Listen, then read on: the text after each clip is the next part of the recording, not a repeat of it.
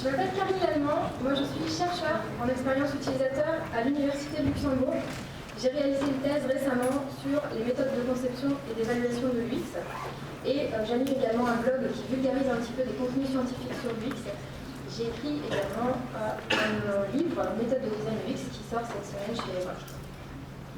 C'est tout pour l'auto-promo, disons. Alors, je vais vous parler dans cette conférence d'expérience utilisateur, donc sous son petit surnom UX, abréviation que je vais employer souvent. Et on parle beaucoup ces dernières années de l'expérience utilisateur, pour la conception des produits, pour la conception des applis, et évidemment dans le web aussi. Voilà, on en fait, on en vend, mais en tout cas, on essaye. Et donc dans cette conférence, moi je vais essayer de vous montrer et de vous convaincre que les théories sur l'expérience utilisateur permettent de faire ça mieux et de vendre ça mieux. Alors la première question à se poser, d'abord, et surtout pour ceux qui ne sont pas forcément UX designers ou pas forcément convaincus de l'approche UX design, c'est mais pourquoi est-ce qu'on voudrait finalement concevoir des expériences? Alors l'importance de l'expérience utilisateur, elle trouve en fait son origine dans la vie réelle, avec certains auteurs qui pensent que les sociétés modernes, donc occidentales évidemment, sont entrées dans des cultures post-matérialistes. C'est-à-dire que dans ces cultures-là, les expériences seraient en fait plus valorisées que le matériel. Donc, concrètement, vous avez peut-être dû le constater vous aussi, par exemple à Noël, quand vous faites des cadeaux. S'il y a une dizaine d'années, on avait tendance à offrir des cadeaux tangibles, de plus en plus, ce qu'on offre, ce sont des expériences. On va offrir un concert, un week-end de détente, un saut en parachute, ce genre de choses. Des études en marketing, dont notamment celle de Van Goven et Gilovich, ont montré que les expériences rendent plus heureux que les achats matériels. C'est-à-dire que dépenser de l'argent pour une sortie, pour un massage, pour un vol en montgolfière, ça rend plus heureux que d'acheter une nouvelle télé ou une nouvelle montre. Alors oui, mais pourquoi? Alors en fait, les gens vont plus souvent penser à leurs expériences matérielles, à leurs expériences passées qu'à leur possession matérielle. C'est-à-dire que quand un souvenir va vous venir à l'esprit, c'est plus souvent un moment exceptionnel que vous avez vécu que le jour où vous avez acheté vos dernières chaussures. Contrairement aux objets aussi, qui vont avoir tendance à s'user, à se dégrader, à se démoder, les expériences que vous avez vécues, elles vont s'améliorer avec le temps. C'est-à-dire que le souvenir de l'expérience va s'édulcorer un petit peu et va devenir de mieux en mieux avec le temps.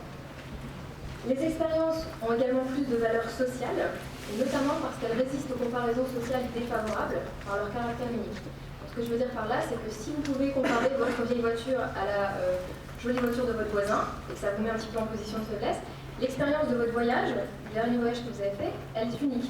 Donc peu importe que vous soyez allé en Ardèche ou à l'île Maurice, ce que vous avez vécu, c'était unique et c'est pas comparable avec les objets que peuvent posséder d'autres personnes.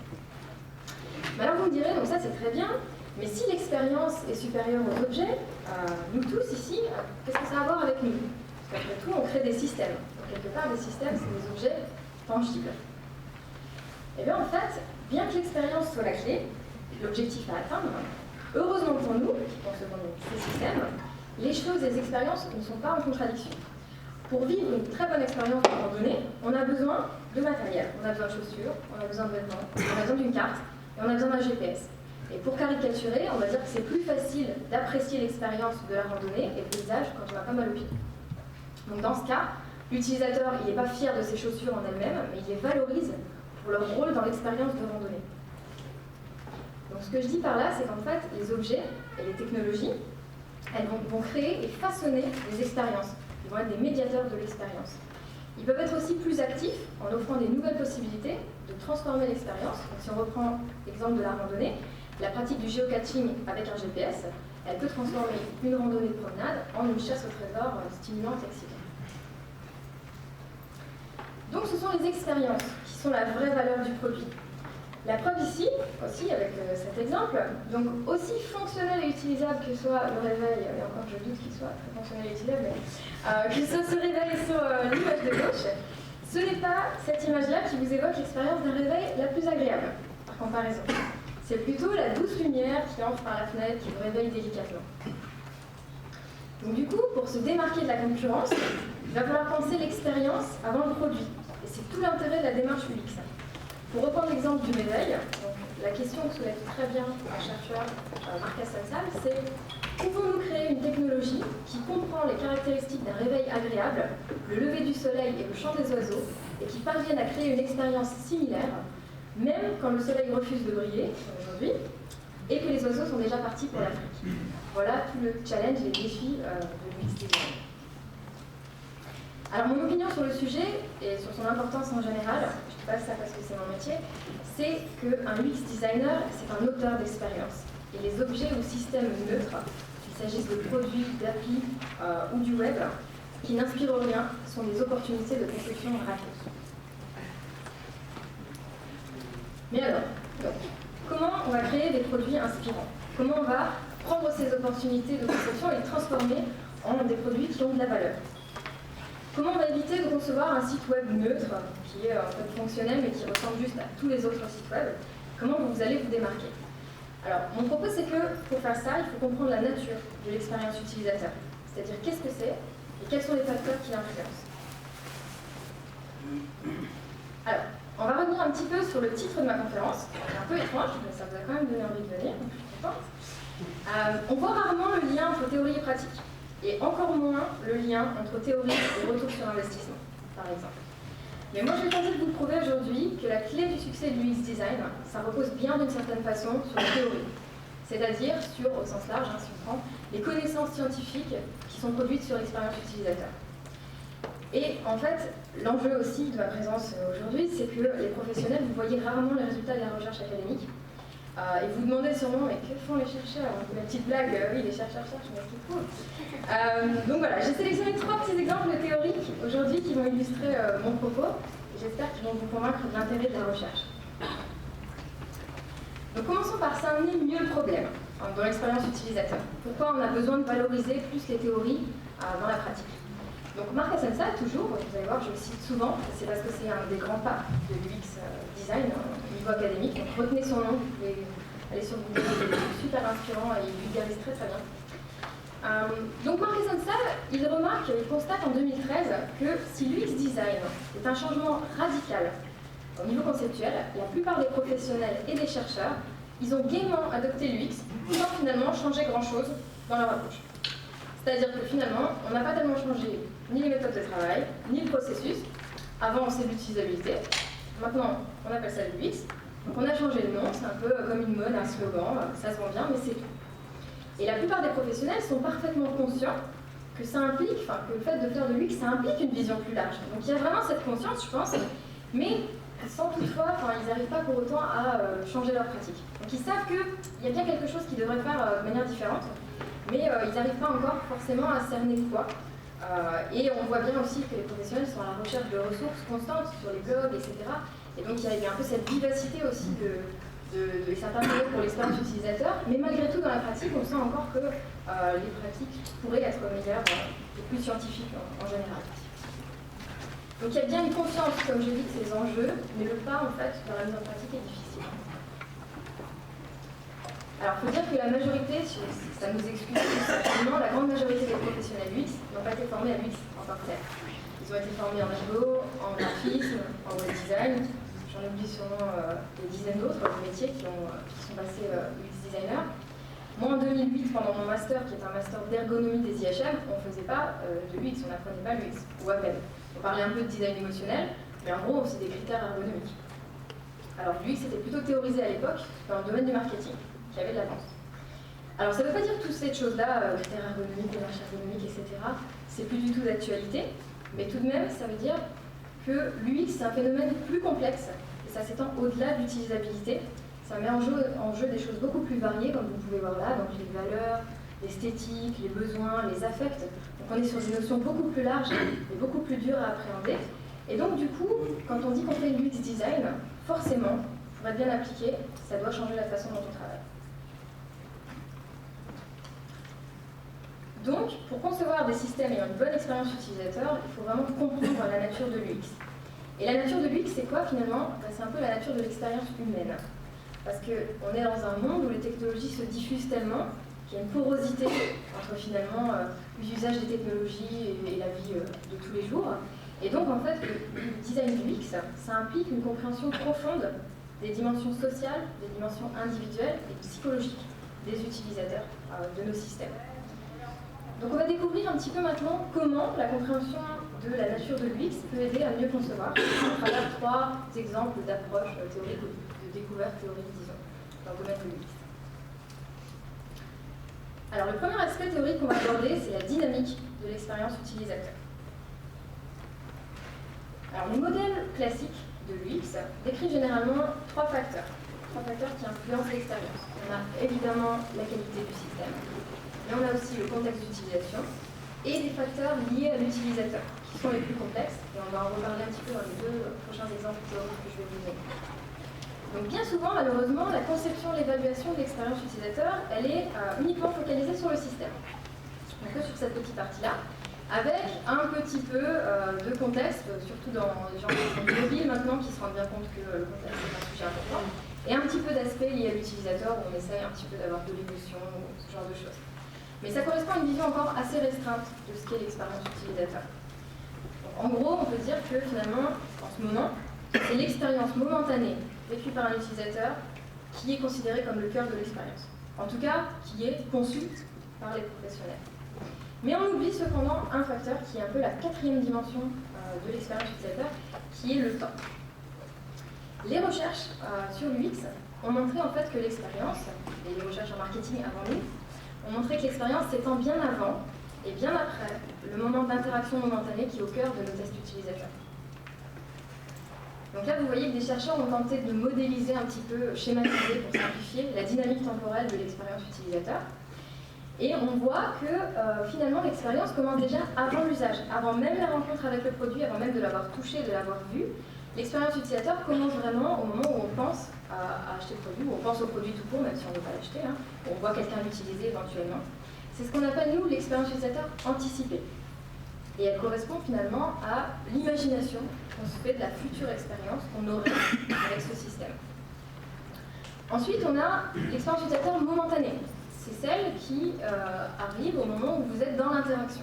C'est au moment présent, l'espèce de flux émotionnel, de frustration, etc., quand vous faites des actions vraiment avec une technologie. Ça s'appelle l'UX momentanée. C'est généralement celle-là qu'on évalue, dans des tests utilisateurs notamment, ou avec tout ce qui est mesures psychophysiologiques, eye tracker, etc. Mais il faut être conscient que cette expérience momentanée, comme son nom l'indique, elle est momentanée. Et ça veut dire quoi? Ça veut dire que quelques minutes, quelques heures, quelques jours après cette expérience, eh ben, elle va changer. Et on va l'appeler expérience épisodique.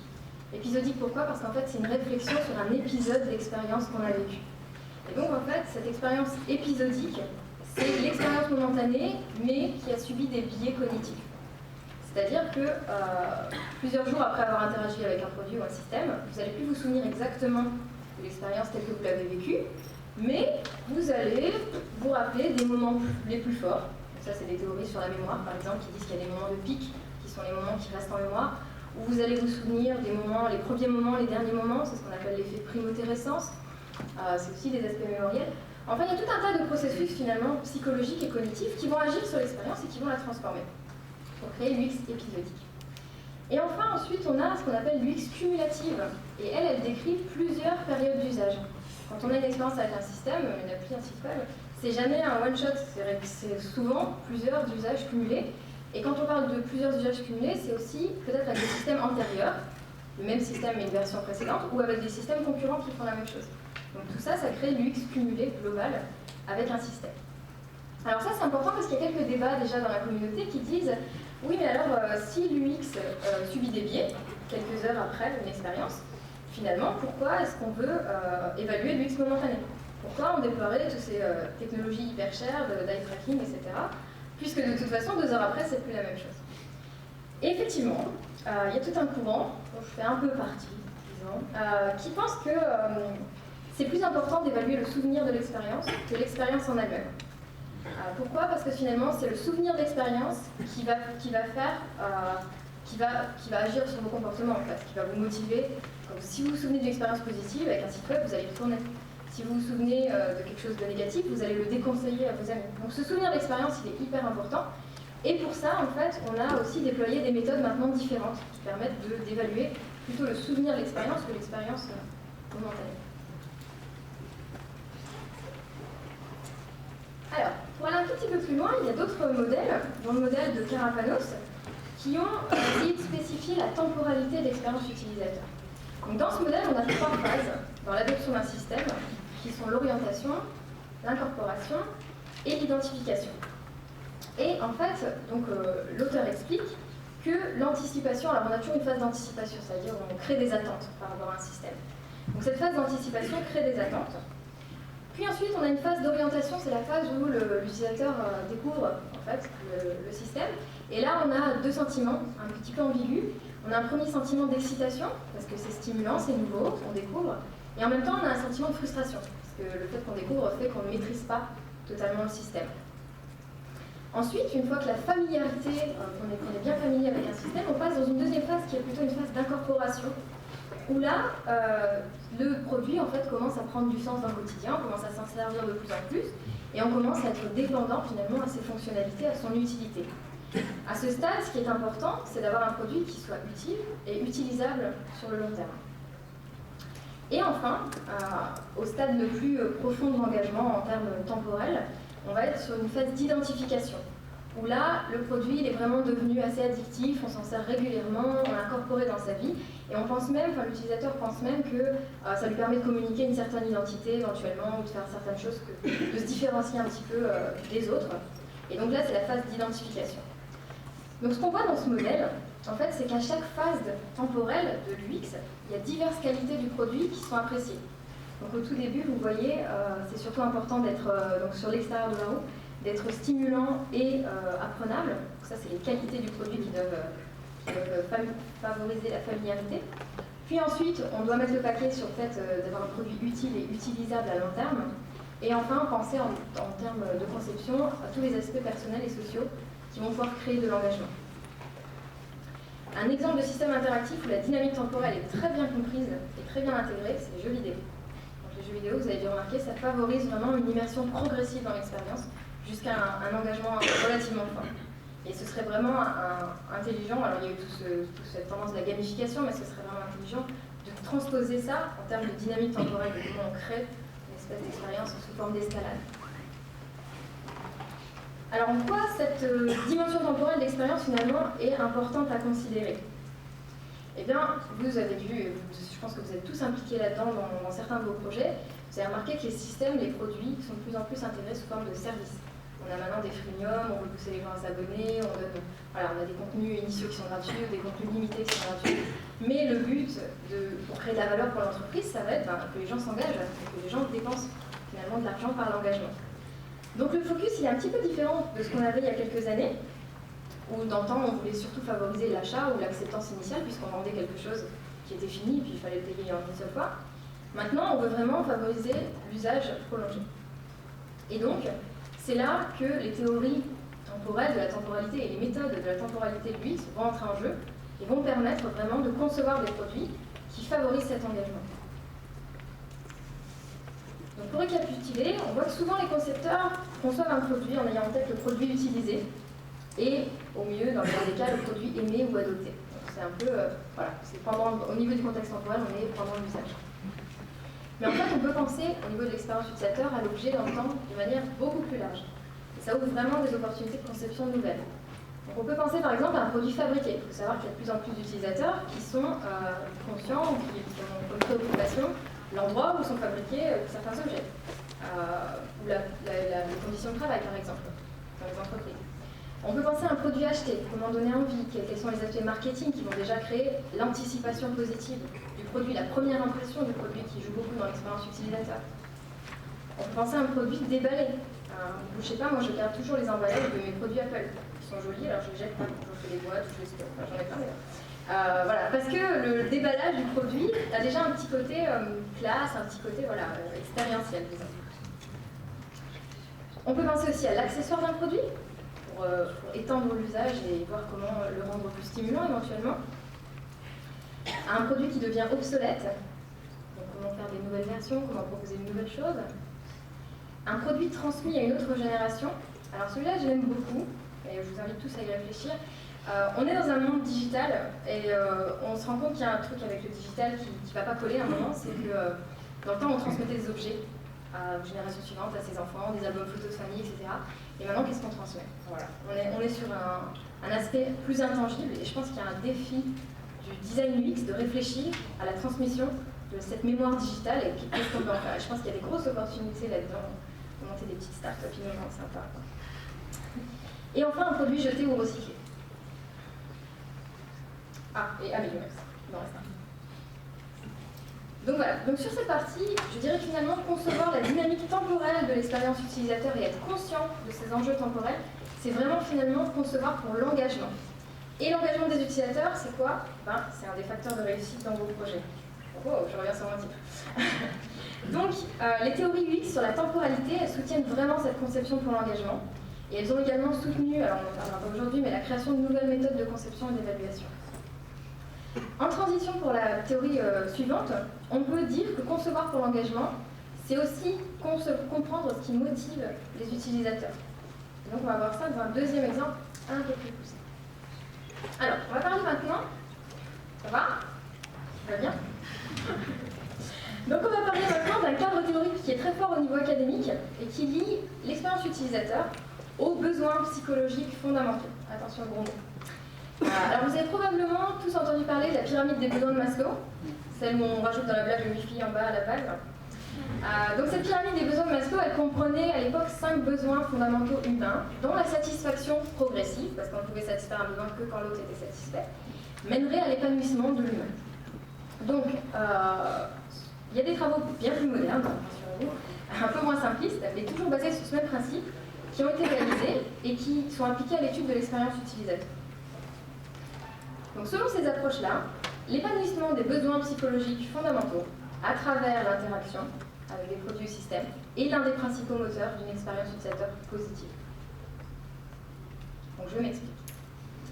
Alors, dans les principaux modèles théoriques de l'expérience, on dit que les gens perçoivent les produits interactifs selon 2 dimensions. Les qualités pragmatiques du produit, qui sont l'utilisabilité, l'utilité, voilà, les choses assez classiques, qui finalement décrivent la capacité du système à soutenir l'accomplissement des tâches. L'utilisateur a un objectif, on soutient dans la réalisation de ces tâches. C'est ce qu'on appelle les do-goals.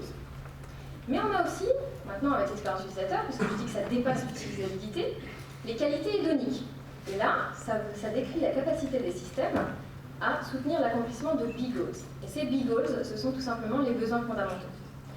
Donc, un exemple de do-goals, de tâches normales, ce serait passer un appel, trouver un livre dans une bibliothèque, commander un article sur un site de e-commerce. Un exemple de big goals, à l'inverse, ce serait être compétent, se sentir compétent. Être en relation avec quelqu'un, à l'inverse de passer un appel qui est juste une tâche, se sentir connecté à sa femme parce qu'on l'appelle. Se sentir spécial ou en sécurité.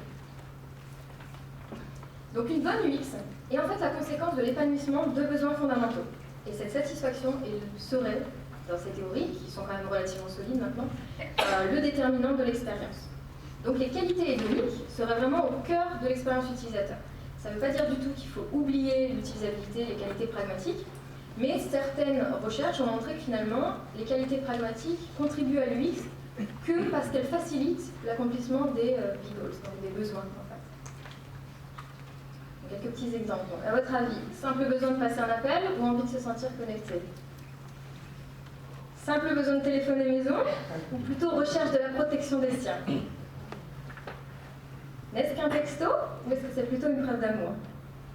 Donc voilà, ce qu'on voit ici, c'est qu'au-delà de la technologie, au-delà de ce qui est fonctionnel, qui permet de réaliser une tâche, la question c'est comment, nous, les concepteurs de demain, on va réussir à concevoir une appli de messagerie qui soutient ce besoin de relationnel, de proximité, de connexion qui est relié. Et finalement, ce besoin de relationnel est beaucoup plus important que la simple tâche, le simple côté fonctionnel d'envoyer un texto, de manière utilitaire. Ça peut être aussi un appli, un système de sécurité pour des personnes qui ont Alzheimer. Comment on transmet en fait ces sentiments par la technologie? Et bien on peut utiliser ces fameuses théories sur les besoins pour concevoir ces expériences qui sont du coup plus positives, plus engageantes. Il y a 10 besoins psychologiques fondamentaux, donc, contrairement aux 5 de Maslow, qui ont été identifiés par Sheldon et ses collègues en 2001 déjà, qui sont des psychologues, qui ne sont pas du tout des designers ou UX. Et 7 d'entre eux ont été retenus comme pertinents dans le cadre de l'expérience utilisateur. Ceux qui n'ont pas été retenus, c'est la luxure, vous ne savez pas quoi en faire. Quoique, il y a eu une truc avec Mardor ce matin, je pense qu'on pouvait faire quelque chose. Et il y avait aussi le besoin de sécurité physique, qui est apparu un petit peu secondaire, mais qui deviendra peut-être, avec des nouveaux types d'interfaces, beaucoup plus prominent dans les années à venir, donc peut-être on va le repêcher un jour. Donc à travers les technologies, Alors ces 7 besoins sont les suivants. Les utilisateurs cherchent donc à se sentir stimulés, donc le plaisir, autonomes, le sentiment d'indépendance, d'avoir le choix, d'être responsable de ses actions, connectés aux autres, en sécurité, en sûreté, en contrôle de l'interaction. Alors, réalisation de soi, c'est le besoin le plus dur. Celui qui fait un site web qui épanouit les gens m'appellera. J'aimerais bien voir. Mais ça va venir, hein, je pense que c'est des challenges, mais ça va venir. Donc le besoin de réalisation de soi, qui est le besoin vraiment de trouver du sens à sa vie. Le besoin de compétence, efficacité. Et le besoin d'influence, popularité. Un exemple simple d'application de cette théorie à l'UX, c'est le flow. Alors, vous connaissez peut-être déjà Flow. Si vous jouez à des jeux vidéo, vous l'avez sûrement déjà vécu. Donc le flow, c'est quoi? Vous pouvez voir l'expression faciale de ce jeune homme. C'est le fait d'être en immersion totale, concentré à fond dedans, dans un jeu vidéo. Et finalement, si on le décortique en termes psychologiques, qu'est-ce que c'est finalement? C'est une expérience utilisateur positive qui est causée par un équilibre optimal entre les challenges proposés par le jeu et les compétences que l'utilisateur a à un moment donné. C'est ni trop facile, ni trop difficile. Juste, voilà, suffisant pour que la personne avance et reste concentrée, focalisée sur l'interaction. Donc c'est bien une UX positive qui vient du besoin de compétences, puisque du coup la personne se sent toujours à la limite d'apprendre quelque chose et de développer ses compétences. Et on voit donc bien que c'est une instantiation d'un ego particulier. Un autre ici d'exemple sur un produit, si je vous dis que c'est une lampe de chevet expérientielle. Quel besoin, selon vous, cette lampe peut-elle satisfaire? Alors, est-ce qu'à votre avis, elle permet de se sentir plus compétent? Est-ce qu'elle stimule le plaisir? Est-ce qu'elle est jolie? Est-ce qu'elle me connecte? Allô, quelqu'un? Non? Ah, des idées?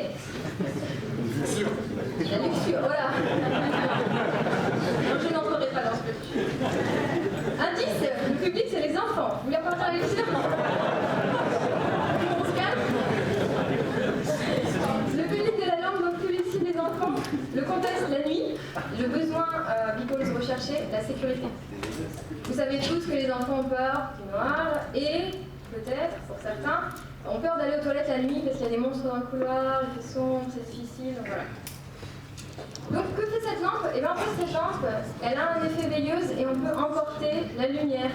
Donc voilà, l'enfant peut récupérer des petites boules lumineuses et du coup aller lui-même aux toilettes ou voilà, se débrouiller tout seul. Donc vous voyez ici que par l'application d'une théorie UX, sur les besoins, on a transformé un objet qui est fonctionnel, une lampe, il n'y a rien de plus bête, et en plus c'est des objets banals qu'on arrive à transformer. Donc on a transformé un objet fonctionnel en un objet un peu plus expérientiel, et il satisfait le besoin de sécurité évidemment, et aussi le besoin d'autonomie, puisque du coup l'enfant peut se sentir plus autonome. Alors comment répondre aux besoins d'efficacité avec ça? On pourrait créer une poussette plus efficace, ça va plus vite pour se promener au parc. Comment répondre aux besoins de sécurité? Des gens qui ont peur de prendre leur vélo parce que dans les villes, il y a des voitures, c'est dangereux. Il y a des gens qui ont créé des lasers, qui forment une espèce de petite piste cyclable virtuelle sur le côté du vélo. Et ça prévient même les autres quand vous changez de direction avec des systèmes sophistiqués. Donc, ce que je veux dire sur ce deuxième exemple, c'est que la théorie UX sur les besoins permet de générer des idées de conception innovantes. Ça permet de transformer des objets du quotidien en des objets plus expérientiels. Et je vous invite à y réfléchir dans les futurs projets que vous allez faire et même à essayer d'intégrer un petit peu de besoin pour commencer, à essayer de faire les choses un peu différemment et à voir comment ça peut vous mener à des choses beaucoup plus intéressantes qui vont vraiment démarquer votre produit des autres. Alors, de même que les théories sur les besoins, maintenant je vais vous parler de théories sur les émotions. Elles permettent en fait d'atteindre le même objectif. Donc c'est le troisième et dernier exemple que je vais vous présenter. Alors l'émotion, pourquoi? L'émotion, dans la recherche académique, elle est décrite comme la langue même de l'expérience utilisateur, de l'expérience en général. On a des produits et des systèmes qui, dans tous les cas, évoquent des émotions. Et s'ils n'en évoquent pas, c'est ce que j'ai dit tout à l'heure, ce sont des opportunités de conception à la vue. Donc, en général, les produits évoquent des émotions, même quand c'est des émotions d'indifférence, c'est aussi une émotion, ou des émotions négatives. Selon leur valence, donc selon le fait que les émotions évoquées par vos produits soient positives ou négatives, et selon le type d'émotion que votre produit stimule, eh bien, vous allez finalement générer des comportements utilisateurs différents. Les émotions positives, évidemment, vont générer des intentions d'achat, de l'attachement au produit, un plus grand confort d'usage et une plus grande utilisabilité perçue. Et un deuxième très grand chercheur dans l'UX Design, deuxième nom que vous pouvez noter, et franchement, il fait aussi des choses très vulgarisées et il donne beaucoup d'outils pour les professionnels. Donc c'est Peter Desmet qui dit que les produits qui évoquent des émotions positives sont achetés plus souvent, utilisés plus souvent et sont plus plaisants à utiliser. Il est donc indispensable de concevoir des produits qui évoquent des émotions positives. Je pense que sur cette affirmation, on est tous d'accord. Il est indispensable. C'est bien d'avoir des émotions positives. Mais pour cela, qu'est-ce qu'il faut ? Il va falloir connaître les émotions. Il faut savoir ce qu'elles sont. Qu'est-ce qu'une émotion ? Comment on génère une émotion ? Comment elle se forme ? Et aussi comment on distingue différents types d'émotions. Alors la plupart des gens, et il y a des gens qui font ça très bien, arrivent à créer du design émotionnel de manière assez intuitive. Évidemment, voilà, ils arrivent à réfléchir sur leurs propres expériences et à implémenter, transposer ça dans leurs produits. Pour ceux qui n'ont pas la chance d'être des créateurs intuitifs nés, émotionnellement artistes, etc., il existe des théories et des méthodes qui, du coup, vont permettre de guider un processus innovant basé sur les émotions. Alors, on considère généralement qu'il y a 6 émotions primaires. Le petit A, c'est le dégoût. Le petit B, la joie. Le petit C, la tristesse. Le petit D, la colère. Ensuite la peur, et ensuite la surprise et l'intérêt. Donc ça, selon... Alors évidemment, je ne vais pas rentrer dans les débats de théorie des émotions, ça fait des années que les guerres de chapelle ont lieu sur combien d'émotions primaires et lesquelles. Mais bon, il y a un certain consensus sur ces 6-là. Toutes les autres émotions, donc tous les autres états affectifs, sont en fait des états mixtes. Ils sont dérivés d'une combinaison, d'un mélange, d'un composé de ces émotions de base. En design UX, si on veut concevoir des émotions positives, il est indispensable d'avoir ce qu'on appelle, attention, l'apprentissage du mot de la journée, la granularité émotionnelle. Alors qu'est-ce que c'est, la granularité émotionnelle ? C'est la capacité de caractériser un état émotionnel avec précision, en utilisant un vocabulaire d'émotions distinct, plutôt qu'en utilisant juste les mots « oh, il est content ». Les gens qui n'ont pas de granularité émotionnelle, en réalité, ne font pas la différence entre être joyeux, être satisfait, être songeur, être enthousiaste, être extasié et être juste content. Pourquoi c'est important ? C'est important parce qu'au sein des émotions positives, chaque type d'émotion va apporter une réponse comportementale différente de la part de vos utilisateurs. Donc si vous arrivez à provoquer de la joie, vous allez encourager une interaction qui est enjouée, ludique. Si vous arrivez à provoquer de la fascination, vous allez encourager l'interaction avec votre système qui est focalisé. Donc chaque type d'émotion, en fait, a cette résultante comportementale. Et donc c'est hyper important, en tant que concepteur, de savoir quelle émotion on va, parmi cette palette d'émotions qui existent, concevoir pour créer des réponses qui sont nos objectifs, qu'on a définis comme objectifs de nos projets. Alors chez vous, vous pourrez tester votre granularité émotionnelle, prendre un petit papier et vous listerez en 10 minutes autant d'émotions positives que possible. Et vous verrez, après vous gardez votre liste, vous allez compter combien vous avez d'émotions et d'affects, et si vous avez du mal à en trouver, et vous allez savoir si vous avez une grande granularité émotionnelle ou pas. Et vous remarquerez que souvent on confond aussi beaucoup émotions, des humeurs, des choses qui sont un peu des résultats de l'émotion, c'est pas très clair pour les gens en général. Si sur votre liste il n'y a vraiment rien, il est temps de travailler la granularité émotionnelle. Mais heureusement, rassurez-vous, on peut l'entraîner. On peut se former à la granularité émotionnelle, il y a des outils. Donc pour faciliter ce travail, le travail des designers, donc le chercheur belge Desmet a créé une typologie des émotions positives. Alors pourquoi il a créé cette typologie des émotions ? C'est en fait dans la littérature, en psycho, sur les émotions.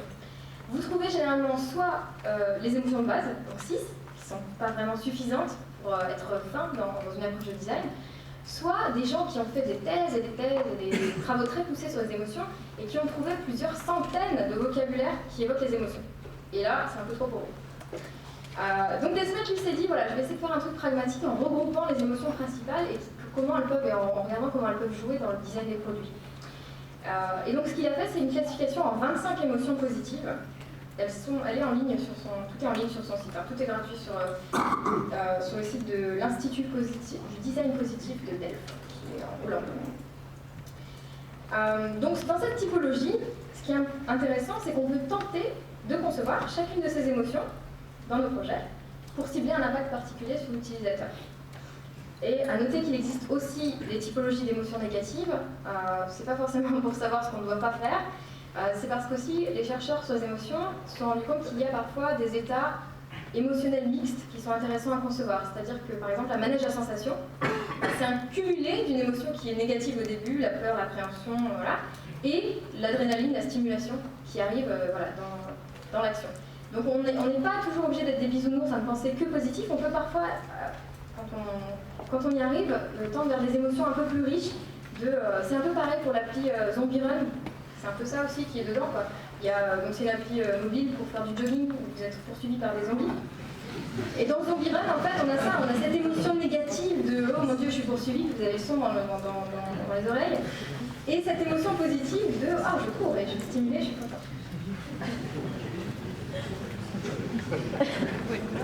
Donc, en plus des typologies, ça me perturbe, faut que je souris après, en plus des typologies sur les émotions qui existent, les recherches sur le design émotionnel ont aussi identifié des sources d'émotions positives dans les IHM. Donc vous avez ici 6 sources que je vais vous montrer. Et c'est pareil, ces sources-là peuvent être aussi utilisées comme des bases, comme des supports à la conception et des supports à la génération d'idées. Donc la première source, c'est les objets. Les émotions positives, elles peuvent venir des qualités matérielles de l'objet. Un MacBook, c'est fin, ça a ce côté métallique, c'est très voilà, c'est doux. Donc on peut avoir une émotion positive de fascination sur l'objet, c'est la qualité esthétique de l'objet.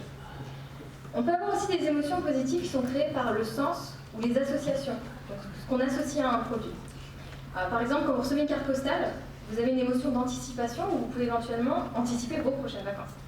Et du coup, vous êtes content, parce que ça vous crée cette émotion d'anticipation, d'un plaisir qui arrivera.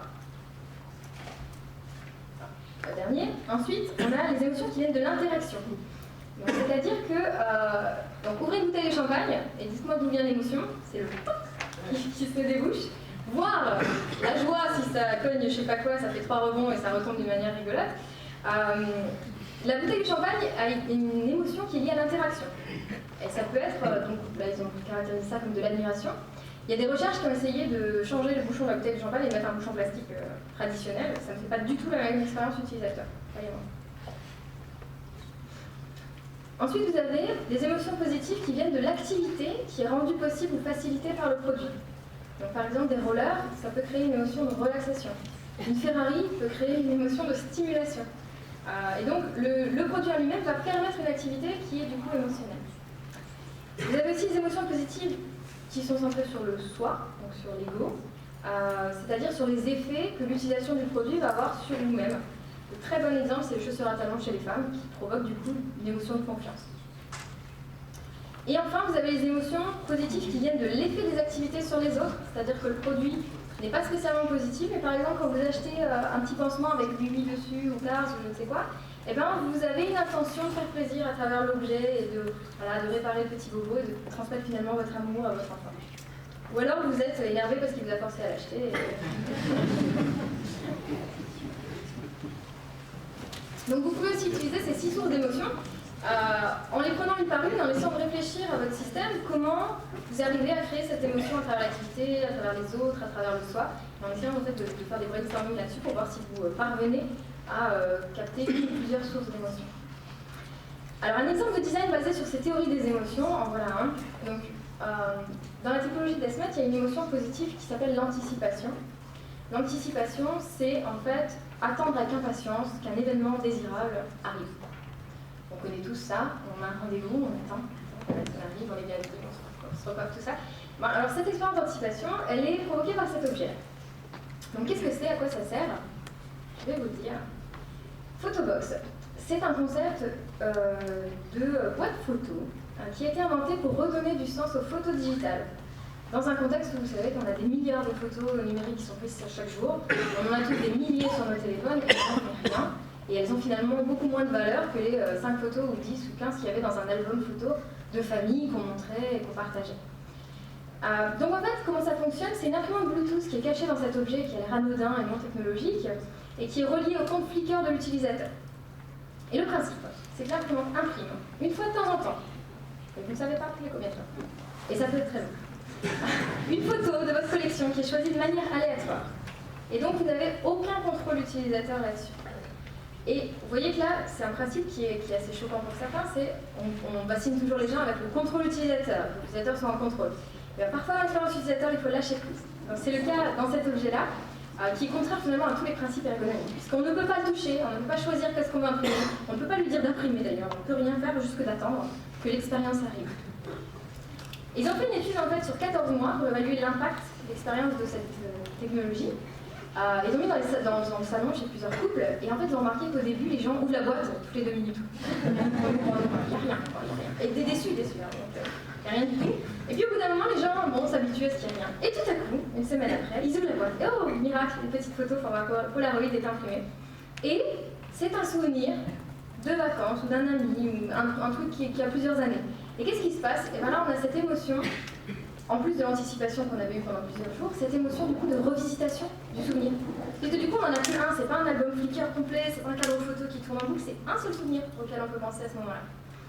Et ce qu'ils ont vu, ces chercheurs, c'est qu'il y a des gens qui recommencent à avoir des comportements d'attachement profond à ces photos et ces souvenirs, à les mettre sur leur frigo, à les mettre sur leur oreiller, à en parler à leurs amis, voilà.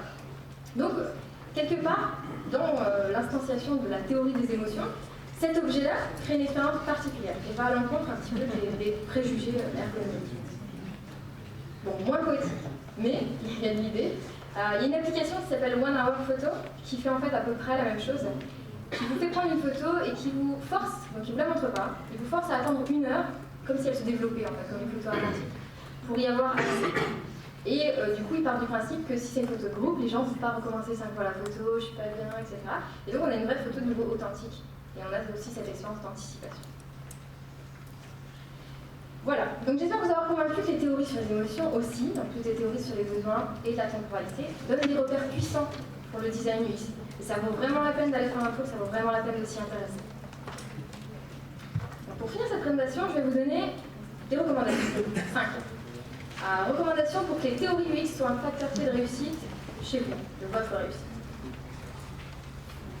Donc tout d'abord, pour utiliser les théories UX, il faut savoir trouver les ressources, et les bonnes. Les professionnels vous confrontez généralement à plusieurs obstacles pour avoir accès aux connaissances académiques. Le premier, c'est que c'est pas gratuit, c'est vendu sur des bases de données à $40 l'article. Le deuxième, c'est qu'il n'y a pas beaucoup d'articles de vulgarisation, encore moins en français. Et le troisième, c'est que ce sont des choses qui sont assez indigestes, assez imbuvables et généralement pas formulées pour le temps ou les contraintes que vous avez dans vos pratiques. Donc le premier problème, il peut être réglé assez facilement. Pour accéder gratuitement aux ressources de recherche, Google, ça marche. Ça marche si on tape de manière un peu codifiée le titre d'article et qu'on choisit un type de document PDF. On arrive généralement à les retrouver. Mais ça implique qu'on sache déjà un peu ce qu'on cherche. Les réseaux académiques, alors vous savez peut-être pas, mais tout comme les professionnels ont LinkedIn et Viadeo, les chercheurs ont leur propre réseau professionnel de chercheurs, où ils partagent leurs travaux de recherche entre eux gratuitement. Mais rien ne vous empêche de vous immiscer dans ces réseaux, personne ne vous demande une adresse particulière normalement, et du coup d'avoir accès à tous les articles de recherche d'un auteur et de voir les articles les plus populaires et par mots-clés, etc. Vous avez aussi les journaux scientifiques en open access, c'est une tendance grandissante dans le domaine académique. Malheureusement, on a beaucoup de freins de notre côté pour faire ça, c'est-à-dire qu'ils nous font payer pour publier en open access. Donc les éditeurs nous font payer presque $1000 par article pour que ce soit diffusé en open access, sinon on n'a pas le droit de le diffuser, sous peine de procès, etc. Alors beaucoup de gens disent oui, mais pourquoi vous ne publiez pas vous-même? Parce que sur notre carrière, si je publie quelque chose moi-même sans éditeur, ça vaut rien. Donc si demain je vais travailler à Harvard ou à Stanford, personne m'embauche. Donc on est un petit peu coincé dans ce dilemme. Mais j'espère que comme le web, on arrivera à dépasser un peu ça. Et enfin, vous pouvez adhérer à une association professionnelle qui vous donnerait des accès à des bases de données gratuites. Deuxième recommandation, une fois qu'on sait où trouver les ressources, c'est important de faire de la veille. On est dans un domaine où tout évolue. Donc, pour rester à jour, il faut savoir faire aussi une veille scientifique, de la même manière que vous faites une veille sur certains blogs, une veille professionnelle. Donc, cette veille académique, effectivement, comme vous avez tellement de contraintes temporelles, budgétaires et voilà, sur vos projets, ça doit être évidemment une veille express. Alors, comment on fait une veille express? Il y a 3 choses importantes à savoir. La première, il faut savoir identifier les dernières tendances, donc les travaux les plus récents. Pour faire ça, le plus simple, c'est de regarder les conférences sur l'expérience utilisateur et le sommaire. Tout bêtement, le sommaire des conférences scientifiques Elles sont généralement regroupées par grandes thématiques, donc vous savez identifier en quelques minutes les thématiques de votre intérêt et les derniers travaux qui sont publiés. Les conférences, ça publie généralement des travaux qui ont moins de 1 an ou 2 ans. C'est les choses les plus récentes qui sortent au niveau de la recherche. Ensuite, vous pouvez vous inscrire au flux RSS, mailing list des revues les plus pertinentes. Moi, j'ai une liste de revues sur mon blog si vous êtes intéressé. Donc ça vous permet de connaître les travaux les plus validés. Il faut savoir qu'en recherche, on a des processus d'évaluation assez rigoureux, et l'aboutissement, c'est d'être publié dans un journal scientifique. Par contre, c'est des travaux qui sont un peu moins récents, parce qu'on met généralement plus de 2 ans à réussir à publier. Et enfin, il faut apprendre à faire de la lecture rapide. Évidemment, il ne va pas falloir lire les 30 pages de chaque article. Vous le voyez, il y a plein de détails dont vous n'avez rien à faire. Donc, ce qui est important pour vous, c'est d'arriver à scanner, à déchiffrer en quelques minutes le contenu d'un article. Alors, vous voyez là, les articles sont tous structurés de la même manière, il y a toujours des mots-clés et un résumé. Et dans le résumé, on demande aux auteurs de dire la théorie, la méthode et le résultat. Généralement, ça vous suffit presque pour comprendre ce qui s'est passé et éventuellement aller creuser un petit peu dans les détails.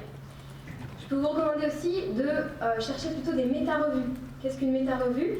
C'est que les chercheurs, au bout d'un moment, font des revues de la littérature, eux-mêmes, sur tout ce qui s'est fait dans les années précédentes sur une thématique. Donc, par exemple, comment faire un formulaire ergonomique. Et il y a des chercheurs qui ont regardé dans les 10 dernières années toutes les expériences qui ont été faites, puis qui font des méta-revues avec des grands tableaux qui résument, qui synthétisent tout ça. Donc le plus facile pour vous, c'est d'accéder à ça, parce que du coup, vous avez en un coup, en 20 pages, les 10 dernières années de recherche sur le sujet qui vous intéresse. Autre conseil, utilisez les outils pragmatiques développés par les chercheurs. Parce que oui, ça se voit pas beaucoup, mais les chercheurs s'ouvrent sur le monde. Et surtout, les chercheurs ont pour souci majeur, ça ne se voit pas non plus, de créer des méthodes, des outils pertinentes dans la pratique. Il y a beaucoup de workshops qui se font en recherche sur mais comment on fait pour aider ces pauvres professionnels. Et donc on y réfléchit. Alors, il faut savoir que pour nous autres chercheurs, surtout dans l'UX, le but vraiment c'est d'être appliqué, notre recherche c'est d'être appliquée en pratique. Je veux dire, si moi je tente de comprendre les phénomènes qui sont liés à l'expérience utilisateur, c'est pour que ceux qui conçoivent les technologies, vous soyez mieux équipés et outillés. Parce que nous on ne conçoit pas, en général, ou très peu dans des projets très innovants. Donc comme on ne conçoit pas, il faut bien qu'on refine nos outils, sinon ça n'a aucun sens. Donc il faut savoir qu'il existe des outils très pragmatiques, très inspirants, développés par des chercheurs à destination des pros. Malheureusement, souvent ils n'arrivent pas jusqu'à vous. Donc, je vous en donne quelques-uns. Les cartes d'idéation, c'est un très bon exemple. Donc sur base de théories ou de concepts, les chercheurs développent des petits sets de cartes. Et en fait, ces cartes sont des synthèses pragmatiques, utilisables, de théories scientifiques. C'est juste un condensé de théories sur une dizaine ou une vingtaine de petites cartes. Donc concrètement, comment vous les utilisez vous? Vous les prenez avec votre équipe de conception, vous faites des séances de brainstorming, et souvent il y a même des petites règles du jeu, un petit peu ludiques, pour savoir comment utiliser les cartes pour mieux faire en fait ces systèmes et générer de meilleures idées. Donc ça permet de guider un processus d'innovation et un processus d'innovation. Donc vous avez là par exemple, alors ça c'est les miennes, vous avez les cartes qui décrivent les besoins psychologiques, donc le premier exemple que je vous ai donné. Elles sont disponibles gratuitement. Donc généralement, les outils des chercheurs sont souvent disponibles gratuitement. C'est pas qu'on n'a pas envie de les vendre, on devrait peut-être. Mais en tout cas, on est altruiste, donc on les donne. Vous avez les cartes de Desmet sur les émotions. Donc 25 cartes sur 25 émotions positives pour le design. Pareil, téléchargeable gratuitement sur leur site. Et vous avez aussi, par exemple, alors il y en a plein d'autres, il y en a une bonne trentaine, je pense, ou une bonne cinquantaine sûrement, des catégories d'expériences ludiques, avec les cartes de Andrés Lucero, qui existent en français et en anglais sur son site. Enfin, un des conseils les plus importants, maintenant qu'on a beaucoup parlé de théorie, c'est adapter vos méthodes en fonction des connaissances théoriques. Les théories, c'est bien, mais en fait, elles impactent vos méthodes de travail. Donc rappelez-vous ce que disait mon cher collègue Marc Sensal, les pros, vous avez adopté l'UX, vous avez eu raison, mais vous n'avez pas totalement encore adapté vos pratiques. Donc c'est l'heure du changement pour vous tous. Parce que quand les connaissances théoriques changent, quand on avance sur la compréhension d'un phénomène, et du coup on doit changer nos pratiques, parce que nos méthodes de travail sont plus valables. Donc je vais juste vous donner, mais en se calmant rapidement parce que c'est pas le propos, mais quelques exemples de méthodes un peu plus UX qui pourraient remplacer d'autres méthodes ou être utilisées en complément. Donc si la théorie dit que l'UX va au-delà du système et s'intéresse aux émotions, aux valeurs, aux besoins, aux attentes, alors on pourrait, en termes de méthode d'exploration, utiliser des sondes culturelles, qui sont des petits objets créatifs qu'on remet aux participants et qui permettent d'explorer un peu plus profondément ces aspects. Si la théorie dit que l'expérience utilisateur est avant tout une expérience humaine, alors on pourrait trouver des patterns d'expérience. C'est-à-dire, c'est comme l'exemple du réveil. Essayer de copier des expériences agréables dans la vie réelle, donc les oiseaux, la lumière progressives pour les transposer en fait au domaine technologique. Si la théorie dit qu'au niveau du système, l'UX est formé à la fois des qualités pragmatiques et des qualités hédoniques, alors pitié, mettez tous votre SUS ou QUIS ou que sais-je, questionnaire d'utilisabilité que vous utilisez depuis 30 ans au placard. Il y a des questionnaires un peu plus modernes qui maintenant évaluent les deux aspects pour faire une évaluation, une vraie évaluation de l'expérience utilisateur. Donc là, vous avez l'exemple de l'attractif, qui est un questionnaire UX. Si la théorie dit que l'UX est fortement influencé par les facteurs contextuels, alors cette affirmation, ça va remettre en question un petit peu notre mode d'évaluation. Nos tests utilisateurs sont pas faits en contexte généralement. On a des tests utilisateurs sur mobile qu'on fait dans des endroits fermés, dans un bureau, etc. Donc ça, c'est déconnecté, et du coup, c'est plus vraiment valide pour l'évaluation de l'UX. Ça marche pour évaluer des choses pragmatiques, ça marche moins pour l'UX. Donc il faut repenser aussi le test utilisateur, le penser au maximum dans un contexte. Et donc il y a l'étude de Gjelskov sur ces tests qui dit que si on n'arrive pas à faire, alors l'idéal c'est de faire des tests in situ, c'est-à-dire en vrai, enfin en vie réelle, dans le contexte. Mais si on n'y arrive pas, alors il y a une variante entre le in situ de la vie réelle et le in vitro du laboratoire du test voilà, enfermé, c'est le in sitro. Et le in sitro, c'est simuler dans un environnement confiné la vie réelle. Donc ils ont fait par exemple des expériences avec des tablettes mobiles pour des infirmières, où ils ont mis 2-3 paravents, un lit, un faux malade, et puis l'infirmière qui se baladait avec un peu de stress pour tester sa tablette. Et enfin, si l'UX est hautement dynamique, alors il faut prendre en compte la dimension temporelle. Et là encore, il y a des méthodes comme les journaux de bord qui permettent des évaluations longitudinales, ou les courbes d'évaluation de l'UX qui permettent des évaluations un peu low cost et rétrospectives. Et enfin, comme on est un peu chanceux, mon tout dernier conseil, ça va être prenez le temps. Alors oui, c'est souvent plus facile à dire qu'à faire, et quand on est un pro de l'UX, on sait ce que c'est de convaincre les clients de l'intérêt du UX design, on leur rabâche que ça a vraiment un retour sur investissement, etc. C'est exactement ce que je vous demandais de faire aujourd'hui et d'appliquer à vous-même. Alors oui, s'intéresser de plus près à l'aspect académique de l'UX, ça va prendre du temps, mais avec quelques efforts vraiment bien ciblés, je pense que vous aurez un retour sur investissement important pour booster vos projets et vous démarquer de la concurrence. Donc en conclusion, les théories UX soutiennent la conception, l'évaluation pertinente des systèmes, la génération d'idées innovantes, le développement et l'utilisation de méthodes plus efficaces et la crédibilité aussi de vos pratiques et vos projets. Et pour toutes ces raisons, elles méritent vraiment plus d'attention. Donc je vous pose la question, et vous, quelle théorie UX allez-vous mobiliser demain dans vos projets? Merci.